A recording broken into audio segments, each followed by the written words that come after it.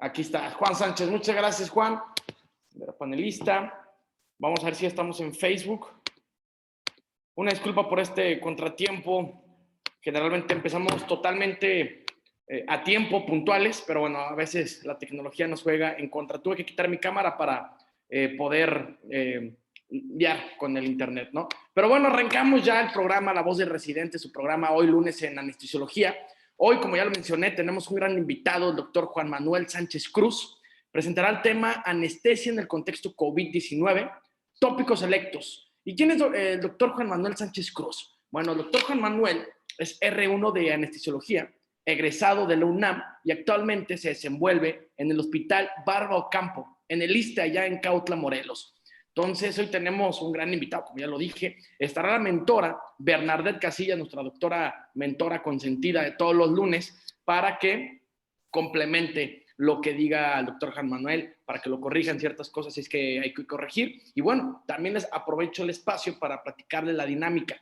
La dinámica es la siguiente: el doctor Juan Manuel tendrá 30 minutos para exponer su tema. Al terminar, la doctora mentora Bernadette Casillas tendrá también su espacio para complementarlo. Finalmente pasaremos con el mejor público que existe, que son ustedes, los residentes de anestesiología, para que hagan sus preguntas. De verdad, Juan Manuel está muy bien preparado, podrá responder a todas sus preguntas sin miedo. Échenlas aquí en el chat, los del Zoom, aquí en el chat en preguntas y respuestas.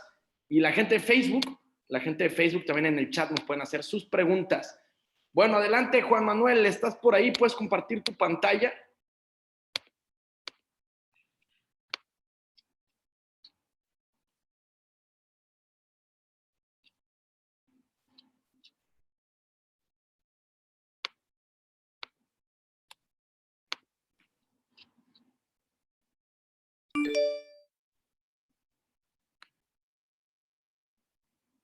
Juan Manuel, ¿nos escuchas? Creo que tienes el audio apagado. Hola, hola, buenas noches. Hola, hola, hola. Listo, ya te escuchamos perfecto, doctor Juan Sánchez. ¿Qué tal? ¿Me escuchan? Buenas noches. Sí, fuerte y claro. Está compartiéndose la pantalla, pero como bien mencionaste, a veces la tecnología nos pone trabas, pero ya dice que está compartiendo la pantalla. En un momento esperemos que se pueda observar. Aún no se puede observar en nuestra pantalla. Correcto. Mientras venos platicando, ya habías estado en un foro similar, expuesto el tema. Sí, realmente antes de desenvolverme como residente de anestesiología, formaba parte de emergencias nacionales en México y tuve el honor de compartir con mis mentores los protocolos de actuación que iban a tornarse en todo el país, así como generar las guías de práctica, porque todo en COVID-19 es materia nueva. Entonces, a todos nos agarró de pronto. Todo es publicable y todo es para aprender nuevamente. Totalmente, totalmente. Y créeme que aquí vamos a aprender muchísimo acerca de ti. Esperamos el público se integre, haga preguntas, porque es un tema, como dices, es nuevo, es de mucho interés. Entonces necesitamos la participación de ellos para enriquecer más esta presentación. Ahora sí estamos viendo tu presentación, doctor Juan Sánchez. Perfectamente. Adelante, te dejo los micrófonos. Gracias. Pues buenas noches, tardes, días, en cualesquiera que sea su geografía, su tiempo y su modo, porque podemos llegar por estas redes a cualquier parte del mundo. Gracias por la invitación, por el tiempo de quienes nos acompañan, su paciencia, su tolerancia y su comprensión. Me dirijo a ustedes y a quienes a través de ustedes nos escuchan y miran en este espacio. Como sabrán, soy el doctor Juan Manuel Sánchez Cruz y vamos a presentar anestesia en el contexto COVID, tópicos selectos. El panorama mundial a fecha de corte del día de ayer, 29 de agosto del año vigente, se registran 216.345.000 muertes. De estas podemos observar en un mapa en tiempo real que nos brinda una aplicación del Johns Hopkins en Estados Unidos. Podemos ver las principales ciudades que están colapsadas hoy por el coronavirus o por esta enfermedad del coronavirus. Vamos a hablar de este coronavirus. Principalmente no podemos omitir que el coronavirus es la enfermedad ocasionada por el virus SARS-CoV-2, que viene de las siglas en inglés de Severe Acute Respiratory Syndrome Coronavirus Type 2 o SARS-CoV-2, que aparece en la zona de Wuhan, en la península de Hubei, en China, en enero del 2020, donde reportan las primeras características de este virus que ya era conocido por antiguas pandemias como la del Medio Oriente en el 2002 o la primera del SARS-CoV. Fue hasta el 11 de marzo del año 2020 donde la Organización Mundial de la Salud la declara una pandemia. ¿Qué sabemos ya aún más de un año de esta pandemia? La estructura, el tamaño del virus es de 50 a 200 nanómetros de diámetro y que está compuesto por ácido ribonucleico monocatenario en sentido positivo, que se llama coronavirus porque se asemeja a la atmósfera del Sol, que hace similitud a una corona. No es cualquier tipo de corona, sino la de la atmósfera solar. La ausencia del betacoronavirus en Wuhan muestra semejanzas con el betacoronavirus en murciélagos, genéticamente muy distintos, o se manejaba que era muy similar en un 94%. Ese 6% que deja de variabilidad es inmenso, no puede haber una similitud tal cual, ni con el SARS-CoV-1, ni con el de Medio Oriente, el MERS-CoV. Su secuencia de ácidos ribonucleicos, aproximadamente 30,000 nucleótidos de longitud, y que también en su configuración van a tener proteínas muy específicas, como la que ya es bien estudiada, la proteína Spike, la proteína espiga. Esta van a ser con la denominación con la letra S y la envoltura con la letra M, porque viene de la matriz en el núcleo y la fosfoproteína de la nucleocápside con una membrana lipídica y la letra N. Aquí en México tenemos una definición operacional para saber cuándo es un caso sospechoso y cuándo es un caso confirmado. Y se refiere a que en los últimos 7 días se presente alguno de los siguientes, como la tos, la fiebre o la cefalea, acompañada de uno de los siguientes, como es la disnea, la mialgia, la saltralgia, la rinofagia, la rinorrea, la conjuntivitis y el dolor torácico. Y la diferencia del caso confirmado es que va a tener la definición operacional de un caso sospechoso, sin embargo va a tener un diagnóstico validado por el INDRE, que aquí en México es el Instituto de Diagnóstico y Referencia Epidemiológica. También tenemos una manera de diagnóstico imagenológico. Aquí se mira una imagen fácilmente por su patrón retículo nodular, o lo que le llamamos vidrio deslustrado o vidrio despulido. Es muy fácil aquí asegurarse que pudiera ser un coronavirus.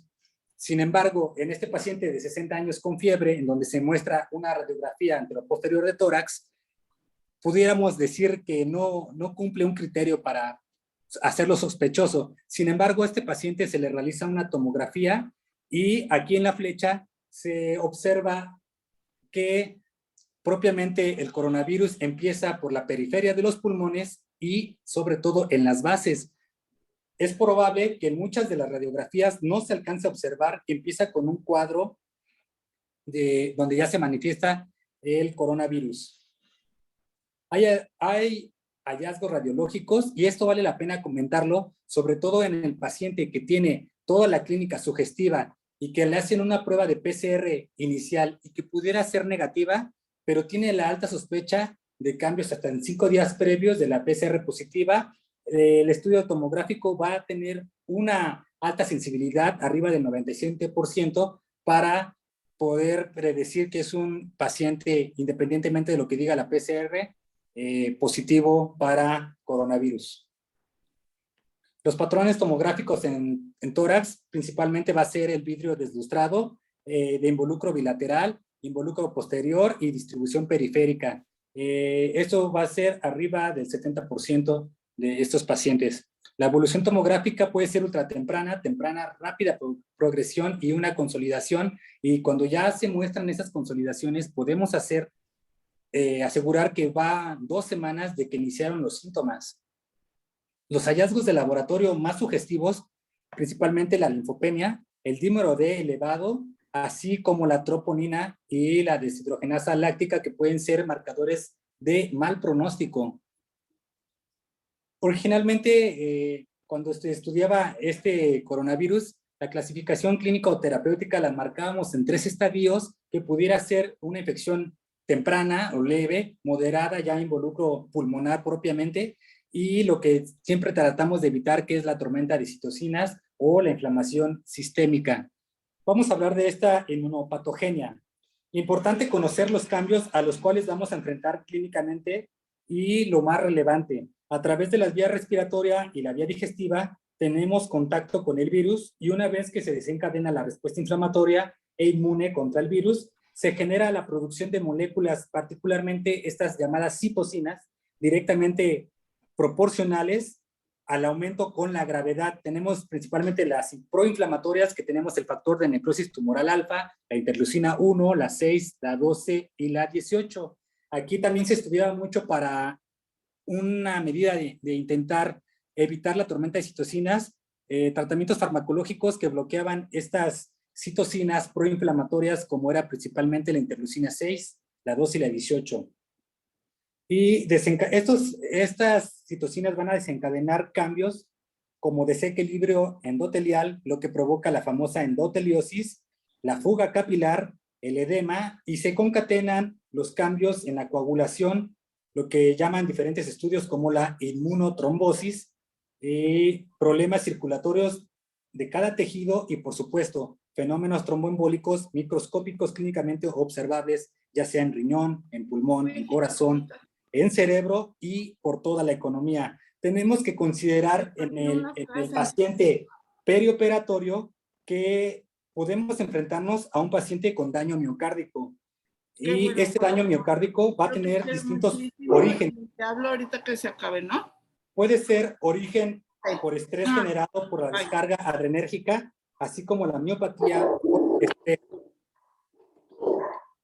Aquí hablamos de la lesión previa más acentuada, es el desbalance en el aporte y la demanda de oxígeno, lo que va a generar un infarto tipo 2 por falta de oxígeno propiamente, o la inestabilidad de la placa de ateroma, que ya con los cambios circulatorios y trombóticos puede generar el infarto tipo 2, añadir arritmias, edema pulmonar, en parte por inflamación o por fuga capilar, por una falla en la reanimación hídrica, sobre todo excesos de reanimación hídrica y la respuesta inflamatoria. Podemos generar también mayor inmunocompromiso o inmunosupresión, riesgo de sobreinfecciones, coagulación vascular diseminada y generar una trombosis. Recordar también que estos pacientes son muy susceptibles a la hipertensión pulmonar, más sensibles en el daño miocárdico, porque el ventrículo derecho es malo para adaptarse a los cambios de presión, cambios trombóticos que condicionan carga para el ventrículo derecho y pueden presentarse miocarditis o otros cambios trombóticos, embolismo, tanto clínicamente observable como la dilatación de cavidades derechas, tromboembolia pulmonar, que era muy frecuente las defunciones de estos pacientes, por la microangiopatía trombótica pulmonar, que son trombos más pequeños, sin embargo, que afectan el intercambio gaseoso en el pulmón. Esto, como anestesiólogos, como en el paciente en el perioperatorio, tenemos que tener muy en mente estos cambios para evitar sorpresas que puedan generar durante el perioperatorio. Tenemos en este estudio de mortalidad perioperatoria, debido a estos cambios fisiopatológicos, vemos que en el perioperatorio existe mortalidad significativa y no solo en cirugías grandes, sino que también en pequeñas. Este estudio se observa una mortalidad de 30 días para hombres y mujeres que iban a cirugía, tanto cirugía menor electiva, menor de emergencia, mayor electiva y mayor de emergencia en menores y mayores de 70 años. El resultado es que entre más edad, más urgente y más grande sea la cirugía, peor será el pronóstico, y principalmente en hombres, por lo que ya conocemos que tenemos más receptores de enzima convertidora de angiotensina 2, donde se va a acoplar precisamente esta proteína espiga, la proteína spike, y se va a unir a esta AC2 o enzima convertidora de angiotensina 2. Y la pregunta aquí sería, ¿cuándo llevar a cirugía a este paciente? Esto hace analizar quién debe ser llevado a cirugía con COVID-19 activa. Debería ser estrictamente indispensable para salvar la vida, mejorar su condición clínica, y como regla de bolsillo Si no se necesita, no se opere mientras tengan COVID-19. ¿Cuándo llevar a cirugía? Podemos tener estos 4 escenarios. Uno de emergencia, sensible a tiempo, electivo y un caso muy especial que es el obstétrico. Tenemos la prioridad quirúrgica y en este cuadro observamos que el Colegio Británico de Cirujanos considera esta tabla de prioridades quirúrgicas en 5 escenarios, principalmente la 1A, que es el paciente emergente. Este paciente debe ser operado en menos de 24 horas por la gravedad y el compromiso vital que tiene su patología. Ojo, recordar que en esta pandemia no hay emergencias. Por muy emergente que sea este paciente, puede esperar hasta 24 horas para valorar los riesgos, si realmente vale la pena ofrecer un tratamiento quirúrgico, principalmente. En la siguiente podemos observar prepararse y planear. Lo veremos en varios niveles de planeación y preparación de manera grupal, institucional y sistémica. Usar de manera correcta el equipo de protección personal, ser estrictos y muy disciplinados, tener un plan anestésico, no permitir que la situación se nos salga de las manos o que lleve caminos inesperados, no planificados o no planeados. Siempre debemos gestionar cómo serán preparados los pacientes, cómo serán cuidados los pacientes, cómo serán aislados, etcétera. A nivel institucional, hacer protocolos tanto de tamizaje, de detección, de tratamiento, evaluar estadificación y revisar y para evitar contaminación cruzada, marcar precisamente rutas estrictas de dónde entra el paciente, por dónde pasa el paciente y hacia dónde se dirige el paciente. No nos extraña que puedan colapsarse los sistemas de salud. No es ser malinchista observar que en las principales potencias mundiales estaban colapsados por el COVID-19. Sin ser malinchista, ¿qué podíamos esperar en nuestra amada Latinoamérica? Sino que ser racionales en el uso de insumos y considerar a todo el personal, planear y planificar los recursos, las capacidades de abasto de insumos y sobre todo los farmacológicos. Si nos involucramos en el cuidado de más pacientes, más probablemente vamos a ser rebasados y pues puede acabar en un colapso del sistema de salud. Siempre llevar las medidas de seguridad primero y anteponerlas responsablemente. El equipo de protección personal lo vamos a dividir en 2 grandes rubros. Lo que ya decíamos, el principal relativo a los procedimientos que no generaban aerosoles y los procedimientos que generaban aerosoles. Rescatamos esta imagen de la Revista Mexicana de Anestesiología del año pasado, pero que es muy vigente hoy en día. No debemos de tener áreas de espera principalmente o en contacto con pacientes COVID. Se contraindica llevar al paciente en un preanestésico o propiamente saliendo de la operación, mandarlos a la unidad de cuidados intensivos o de cuidados posanestésicos.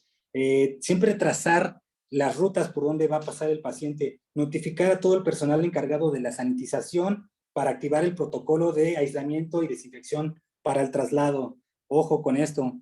En un mundo ideal, pues se consideran notificar el control de infecciones, una sala de presión negativa, y si no se tiene una sala de presión negativa, apagar la presión positiva, así sea como el aire acondicionado, porque puede esparcir estos aerosoles.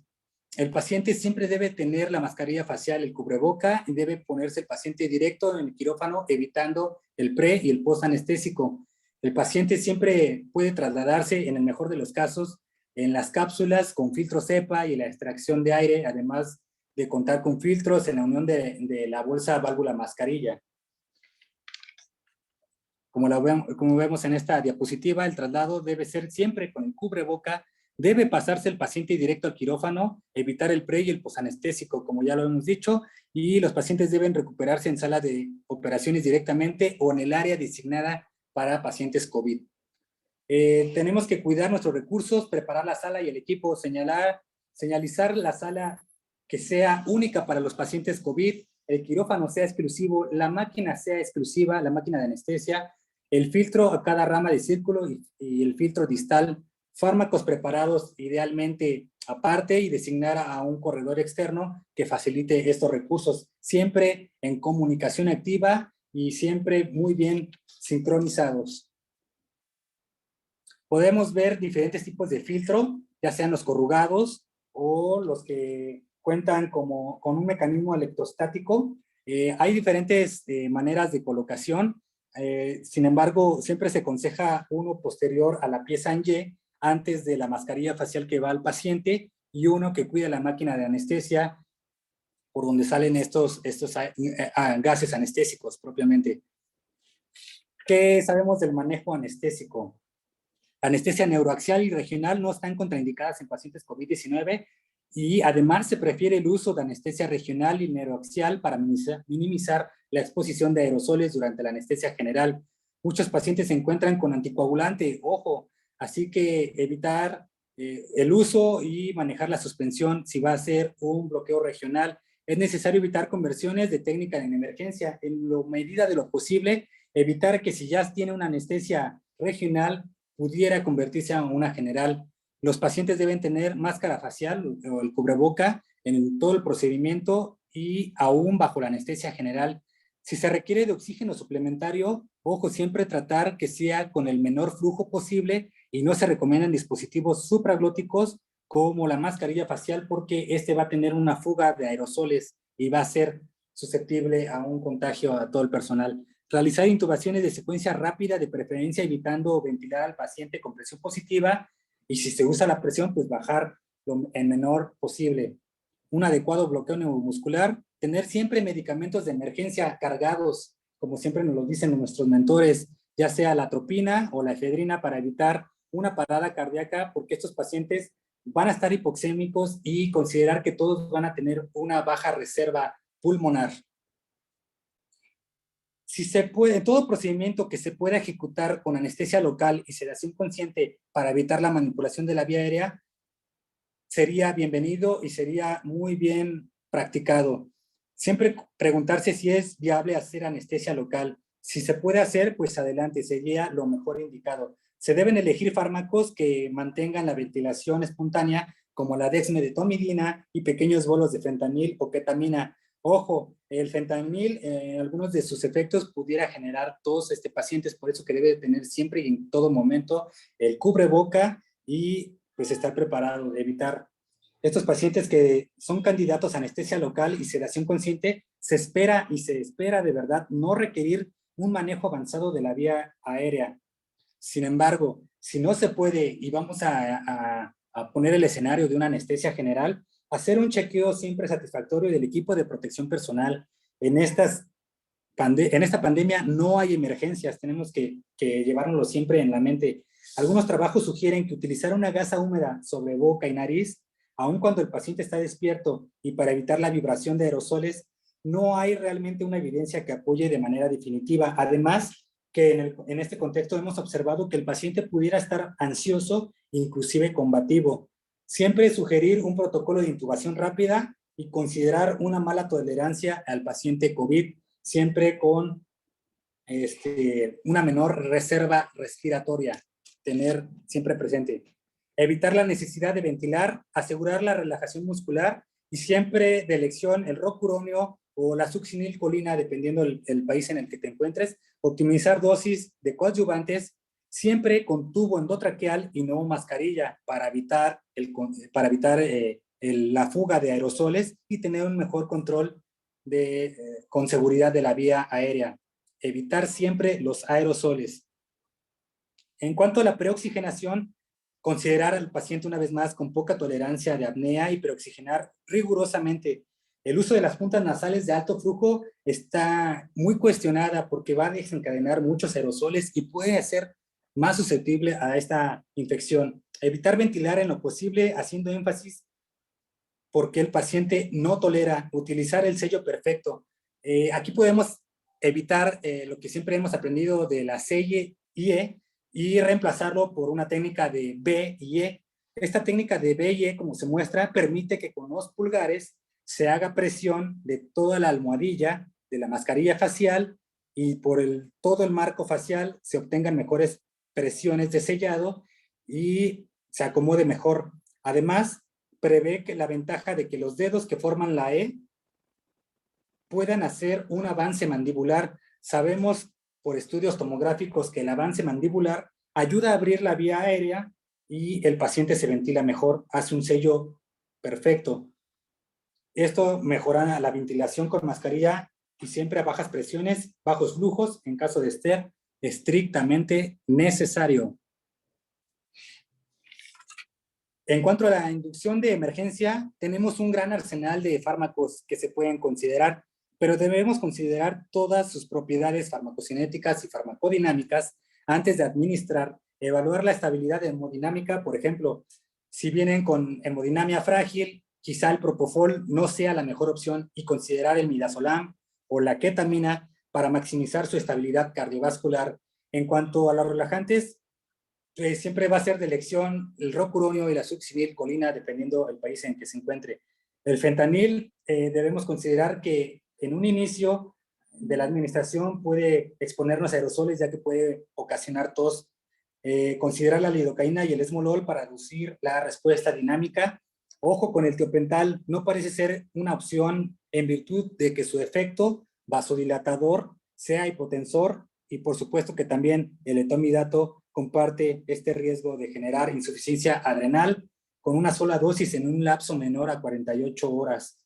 Siempre considerar el modelo mental, esto es tener ya en la mente y el orden en que se van a utilizar estos medicamentos. Estas son consideraciones del British Journal de Anestesia. En cuanto a la intubación, siempre la primera opción va a ser la videolaringoscopía, ¿sí? Tenemos 5 minutos nada más. Claro. Gracias. Siempre considerar la intubación videolaringoscopio como primera opción. En este estudio muestra que aprender a usar el laringoscopio, practicar y practicar, pues nos van a hacer mejores. Si se cuenta con un fibroscopio, ojo, este debe ser un experto, y ya como en tercera y generalmente lo que más usamos es una laringoscopía directa. Siempre una succión de sistema cerrado y minimizar. La ventilación mecánica, tenemos que tener siempre presiones bajas, se puede ajustar de acuerdo a las tablas de la FIO2, considerar una PIP para bajar riesgos y ajustar la frecuencia respiratoria, siempre en una relación 1:2, y extubar siempre en el área quirúrgica. Antes de pasar al cuarto aislado, ya debe estar extubado este paciente. La anestesia obstétrica, siempre con equipo de protección personal, y minimizar al personal las visitas. Aquí se puede ayudar mucho de la telemedicina cuando hacemos una analgesia obstétrica, pues evitar estar yendo mucho a ver al paciente. Podemos hacer uso de la telemedicina y evitar el riesgo de necesitar una anestesia general.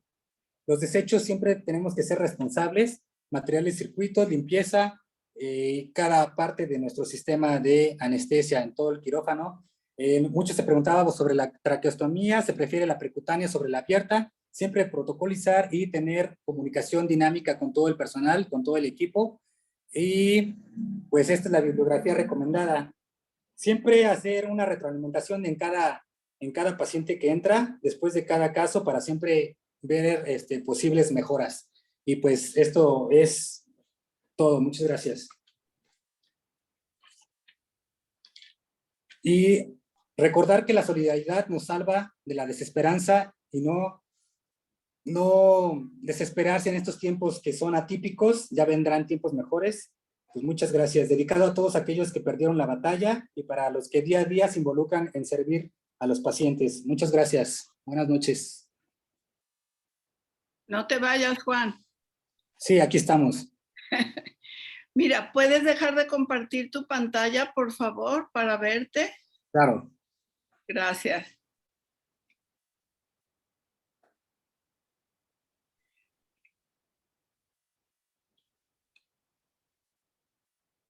Bueno, te voy platicando que estuvo muy bien tu plática, que te felicito.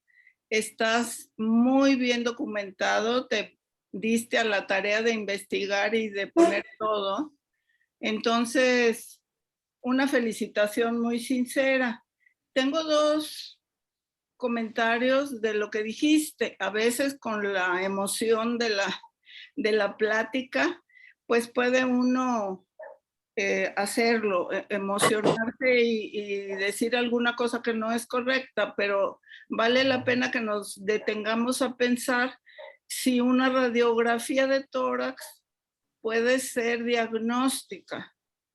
Puede comprobar un diagnóstico o puede dar una idea de lo que estás viendo, pero a menos que alguien tenga una lombriz en el esófago o tenga un cuerpo extraño o algo, no va a hacer la radiografía diagnóstica.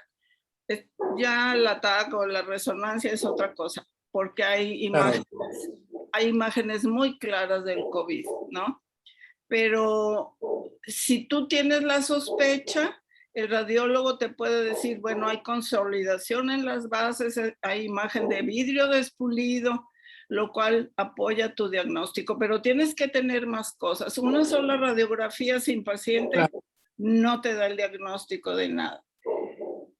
Y tú eres de primer año. Así es. ¿Ya pasaste por obstetricia y por urgencias? Como tal, tenemos una rotación dinámica. En cualquier momento podemos regresar a esos servicios. Si el hospital lo demanda, pues podemos estar en una rotación. Te pregunto porque dijiste también que en estos tiempos no hay emergencias. Pues fíjate que sí hay. Sí, sí lo hay. A lo que me refiero es como tal, las emergencias van a estar y cada paciente, su dolor va a ser una emergencia para él. Sin embargo, para cuidar al personal de salud, cuando estábamos en emergencias nacionales, es bien dicho que en una pandemia no hay emergencias. Así te tardes, siempre debe ser tu seguridad primero. El equipo de protección personal debe estar bien instalado antes de querer irte a ser el héroe, por ejemplo. Pero si tú estás en obstetricia o en trauma, tienes que estar preparado desde que llegues. Claro, entonces hacer una mejor gestión del equipo de protección personal, y es que nos vamos a enfrentar a esas emergencias, pues ya estar preparado. Te voy a decir por qué. Porque una mujer sangrando se te muere en menos de 1 hora si no haces nada. Claro. Un traumatizado con 7 balazos, igual. Una fractura expuesta de donde tú gustes y con involucramiento de una arteria, igual. Claro. Ahí tienes que entrar y el tiempo de oro es 1 hora. Entonces, sí hay emergencias y ahí el médico y el equipo, yo sé que no siempre es posible. Claro. Prometo que sí sé. A lo que iba con esto es que tenemos que tener un análisis de riesgos, enfrentarnos a la situación. Si sé que voy a estar en unas urgencias o en emergencias o en situaciones de trauma o en obstetricia, hacer mi valoración de riesgos y entonces estar prevenido para una situación de las... Claro, pero entonces el dicho o el hecho de decir no hay emergencias no es exacto. Sí podemos tener emergencias, ¿verdad? Claro, si una mujer se rompe el útero, siempre va a estar primero, es a lo que íbamos, siempre hacer una gestión de riesgos. Así es, pero a ver, si tú sabes que estás en obstetricia, desde que llegas preparas tu vía de entrada, de salida, qué voy a hacer, quién va a acompañar, quién va a transportar al paciente, cuándo lo vamos a transportar. Tú lo explicaste perfectamente bien. Nada más, si estamos en un lugar donde ya sea obstetricia o urgencias, donde puede brincar el conejo, vamos a decir, el que tiene que estar preparado es el médico y su equipo. A ver, ya llegué, son las 8, es mi turno. Vamos a estar en obstetricia. ¿Qué pasa si a una mujer se le rompe el útero? ¿Qué vamos a hacer si se le desprende la placenta? ¿Qué vamos a hacer si el niño ya no tiene foco fetal? ¿Qué vamos a hacer? Claro. Esa es la aplicar los protocolos, sí. Sí, esa es la parte, y que se tienen que practicar, porque mira, un protocolo hermoso, bonito en la pared y que nadie lo haya practicado, no sirve, porque de aquí a que hay aquí que dice, oye, no, pues no le entiendo qué es esta abreviatura, porque somos reteamantes de andar haciendo abreviaturas. Entonces. Es verdad. Excelente tu plática, te felicito. Imagínate cuando seas R3, pues ya vas a hacer un máster de las pláticas. Que sea. Sí. Y es lo que Gracias. tengo que decir, sí. Muchas gracias, doctora Bernadette. Doctor Juan Sánchez, de verdad, yo también me quedé anodadado por su presentación. Es complicado, sinceramente, desmenuzar, ser puntual. A ver, tenemos 30 minutos para exponer un tema que, Sí, de verdad, Juan, si nos invitamos a un cafecito, nos hablamos toda la semana, porque sí es un tema muy, muy largo, muchas anécdotas, entonces, resaltar muchísimo ese lado. Te felicito mucho. A mí me gustaría que nos contaras así, ahorita que tenemos el tiempo, antes de pasar con el público, alguna anécdota puntual que hayas tenido ahorita que eres residente primer año y qué esperas del resto de tu residencia. Es una pregunta a título personal. La verdad estoy muy agradecido con la oportunidad de hacer residencia, sobre todo en anestesiología, que ha sido mi sueño. Sin embargo, anteriormente, pues me dedicaba a las emergencias todo el año desde que empezó esta pandemia. Estuvimos trabajando, investigando y colaborando para poner nuestro granito de arena en esta pandemia. Es por eso que eso me motiva y me solidariza con el personal que perdió la batalla, con los pacientes que perdieron la batalla, y que no perdamos la solidaridad y salvar de la desesperanza que a veces nos inunda. Eso nos confirma que la vida tiene sentido, y cuando estos sentidos nos comunican, nos damos realmente la oportunidad de valorar cada instante que aquí se nos presta. Y de verdad que esto va dedicado a todos aquellos que perdieron la batalla, para todos los que se involucran en servir, para mis mentores, y pues sí, con un saludo muy especial al Hospital Barba Campo en Pauta, Morelos, mis amigos, y a la doctora Krishna, que fue la medium que me hizo estar con ustedes. Un abrazo para todos, de verdad, muchas gracias. Muchas gracias, Juan, también por tu humildad. Me quedo con eso también y resaltar, ¿no? Eso de la solidaridad. A veces caemos en el egoísmo y creo que es muy importante resaltarlo, ¿no? El servicio a los demás. Y más ustedes que son los guerreros de primera batalla, los que están, no, prácticamente a veces siento yo desde fuera que los mandan a la guerra sin fusil, dicen por ahí. Algunas veces así es. Y de acuerdo, y digo, y lo comento por un comentario que estoy leyendo aquí por parte de Silvio Arturo Zamudio Oropesa. Recuerden que aquí todos los comentarios se leen. Estén de acuerdo o no, lo tenemos que leer.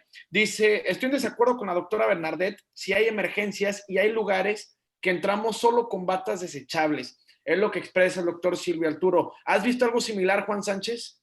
Sí, sobre todo el año pasado que nos dedicamos a las supervisiones federales en los centros de atención COVID, pues muchas veces sí, es verdad que están colapsados el sistema de salud, y esto conlleva que no haya lo suficiente equipo de protección personal, o que el equipo de protección que se tenga sea pues no muy conveniente, o que no sirva completo. adecuadamente.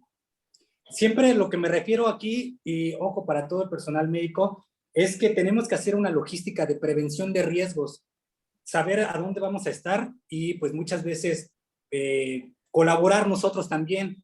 Sé que es difícil en estos tiempos donde todo el recurso está colapsado, tanto del sistema como de nosotros propiamente. Y también veo que algunos compañeros usan las full face, las mascarillas completas. Es conveniente ver y ser estrictamente disciplinados en que estos filtros de carbono tienen una vigencia.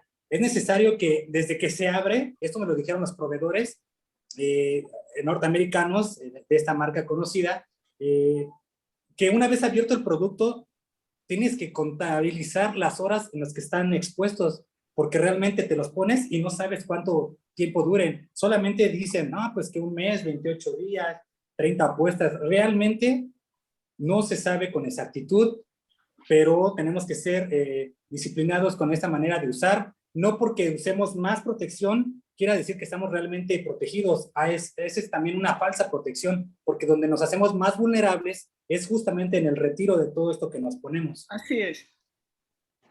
Correcto, muchísimas gracias. Hay un saludo por parte de Eric Solano Muñoz. Dice, saludos desde Bolivia, buena presentación. Mira, muchísimas gracias, internacional, mi Juan Sánchez. No creas muchas que gracias. no, tenemos de todos lados. Y ya por último, me gustaría dirigirme con la doctora Bernadette Casilla, si quiere complementar algo más, alguna pregunta, ya para dar paso al cierre. Doctora Bernadette, le cedo los micrófonos. Pues muchas gracias a todos los que asistieron esta noche. Creo que aprendemos mucho. Me da mucha tristeza que no hagan más preguntas porque esta es la oportunidad. A nadie se le va a juzgar y además es un tema nuevecito que todos nos podemos equivocar porque al principio que sí denles hidroxicloroquina, luego que no. Claro, luego todos. que usen esto, que siempre no. Entonces, bueno, yo nada más les quiero decir que la UNAM acaba de sacar a la venta, yo creo, unos cubrebocas. Que van a inactivar el virus. Sí, van a inactivar el virus porque tienen una trama de plata y cobre y se ha demostrado que estos, bueno, son nanopartículas, ¿verdad? Tampoco van a pesar 10 kilos. Y se ha demostrado que estos metales pueden inactivar virus, bacterias y hongos. Entonces, son como estos filtros que usamos en las máquinas de anestesia, que su mecanismo de acción son cambios electrostáticos por estos iones precisamente. Y sí, efectivamente pueden inactivar estos patógenos. Sí, entonces, bueno, estaba trabajando toda la comunidad científica, médica y todas las oraciones del mundo para que se acabe esta pandemia, pero mientras se acaba, creo que lo mejor es estar preparados. La prevención siempre es mejor que el tratamiento. Así es. Correcto. Una comentario adelante. más para Juan y ya me despido. Qué bueno que lees, Juan. Estoy viendo, no sé si los pusiste adrede para que dijeran, ay, qué estudioso muchachito, sí le gusta leer, pero un maestro mío me dijo una vez, pobre del médico que solo de medicina sabe. Sí, es porque ni medicina sabe. Porque ni medicina sabe, porque sí, tiene que conocer a la humanidad para entender la medicina. No olvidar que cada persona hay que verlo de sus tres esferas, biológica, psicológica y social. No encasillarnos propiamente en la esfera biológica, verlo como una unidad biopsicosocial. Es correcto. Buenas noches, Juan. Felicidades. Muchísimas gracias. Bendiciones a ustedes y que vengan mejores tiempos, así sea. Ojalá. Correcto. Muchísimas gracias a ambos, Juan Sánchez, Bernadette Casillas.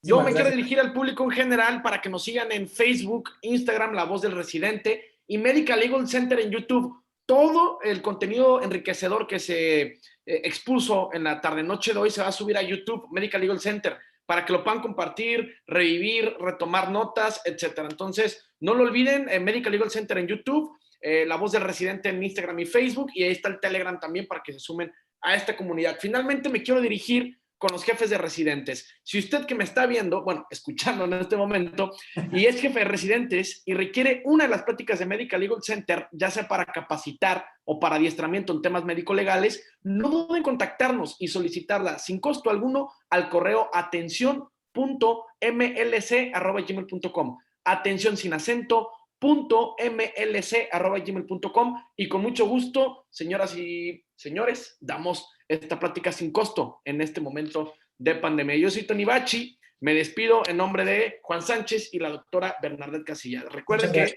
al compartir aprendemos todos juntos. Nos vemos el próximo lunes, amigos.